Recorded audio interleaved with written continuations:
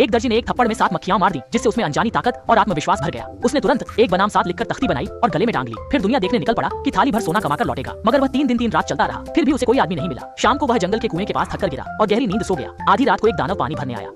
उसके सीने पर लटकी तख्ती देखकर वह मन ही मन चौंका।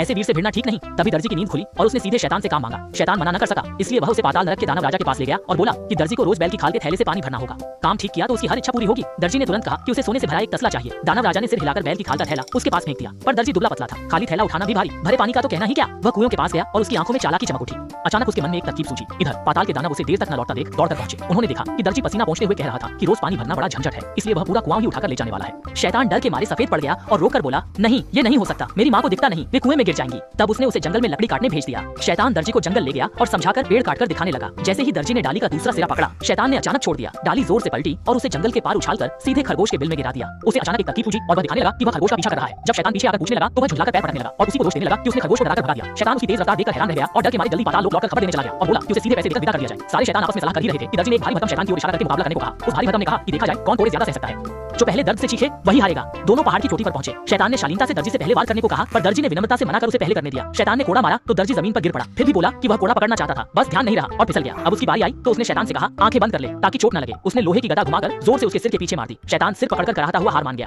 जाकर साफ कह दीजिए कि दर्जी ही ज्यादा ताकतवर है। शैतान देर न कर सके, उन्होंने सोने से भरा बड़ा कटोरा तैयार किया, दर्जी को उस पर बैठाया और बारी बारी से उठाकर घर पहुंचा दिया। दरवाजे पर पहुंचते ही कई दिनों से भूखे बच्चे भाड़ के बाहर से दौड़ते आए और चिल्लाए, पिताजी हमने बहुत दिनों से शैतान का मांस नहीं खाया। ये सुनकर शैतान दर्जी और सोने का कटोरा वहीं छोड़कर बिना पीछे मुड़े भागकर पाताल लौट गए।